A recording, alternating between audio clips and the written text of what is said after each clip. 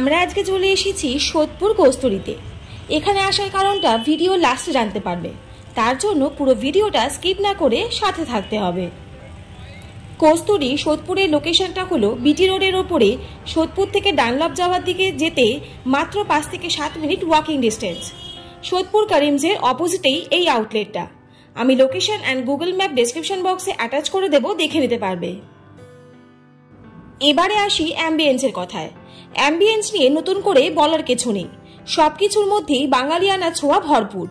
এপার বাংলা আর ওপার বাংলাকে যেন হাতে কলমে তুলে ধরেছে। সিটিং অ্যারেঞ্জমেন্টটাও বেশ ভালো।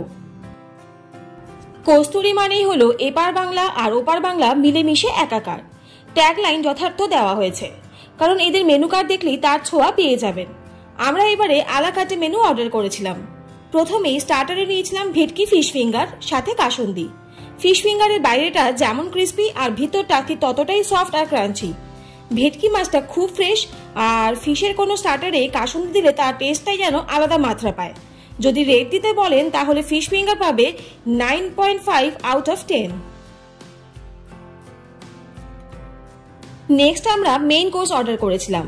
মেইন কোর্সে নিয়েছিলাম স্টিম রাইস, বাসন্তী পোলাও, ভেটকি মাছের পাতুরি, কচু পাতায় চিংড়ি ভাপা, মাটন কষা আর মাটন ডাক বাংলো।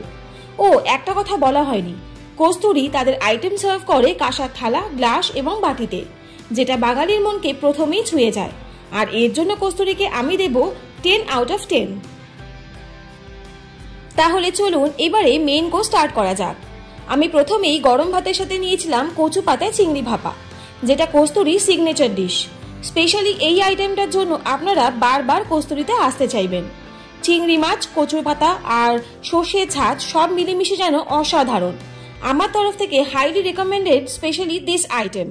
এই কচু পাতায় চিংড়ি ভাপাকে রেট দেব 10 আউট অফ 10। এর পরের আইটেম হলো ভেটকি মাছের পাতুরি। তোমরা দেখেই বুঝতে পারছো ভেটকি মাছের ফিলেটা বেশ বড় সাইজের, আর ভেটকি মাছটাও ফ্রেশ ছিল। সর্ষের ঝাঁজ সাথে একটা কাঁচা লঙ্কা দিয়ে গরম ভাজানো স্বর্গ। তোমরা কে কে এরকম আছো যারা পাতুরির সাথে কাঁচা লঙ্কা মেখে খেতে ভালোবাসো, কমেন্টে অবশ্যই জানিও। ভেটকি মাছের পাতুরিটায় রেট দেব 9 আউট অফ 10। নেক্সট আইটেম হলো বাসন্তী পোলাও সাথে মাটন ডাক বাংলো।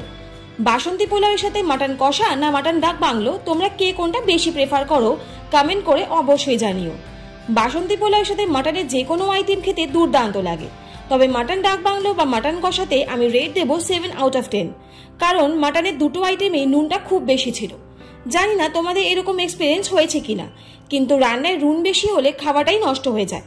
তাই মাটনের আইটেমটার জন্য ভেরি ডিসঅ্যাপয়েন্টেড। এই হলো আজকের কস্তুরী সোদপুর আউটলেটের ফুড রিভিউ। বাঙালি থালি আছে, তোমরা ট্রাই করতে পারো। এছাড়া ওপার বাংলার মেনুও ট্রাই করতে পারো। নেক্সট আমরা কস্তুরীতে ভিজিট করলে ইচ্ছে আছে ওপার বাংলার মেনু ট্রাই করব, সাথে অবশ্যই তোমাদের খাবারের রিভিউ দেব। ও হ্যাঁ, দেখেছো, ভুলেই গেছি কস্তুরীতে সেলিব্রেট করতে আসার কারণটা বলতে। এই মান্থে আমার মা তার চাকরি জীবন থেকে অবসর নিল। এবার থেকে ফুল টাইম আমি আমার মাকে পাবো, আর তারই সেলিব্রেট করতে সেদিন কস্তুরীতে যাওয়া। তাহলে আর দেরি কিসের, তোমরাও তোমাদের স্পেশাল কোনো দিনকে সেলিব্রেট করতে চলে যাও কস্তুরীর যে কোনো আউটলেটে। তাহলে আজকের ব্লগটা তোমাদের কেমন লাগলো অবশ্যই কিন্তু কমেন্ট করে জানিও। আর যদি ভালো লাগে তাহলে চ্যানেলটা please like, share and subscribe করতে ভুলো না। আর পাশে থাকা বেল আইকনটা অবশ্যই প্রেস করে দিও, যাতে এরকম নিত্য নতুন ভিডিও তোমাদের কাছে সবার প্রথম চলে যায়। সবাই সুস্থ থাকো, ভালো থাকো। অনেক ধন্যবাদ পাশে থাকার জন্য। দেখা হচ্ছে নেক্সট কোনো এপিসোডে, ততক্ষণের জন্য টাটা।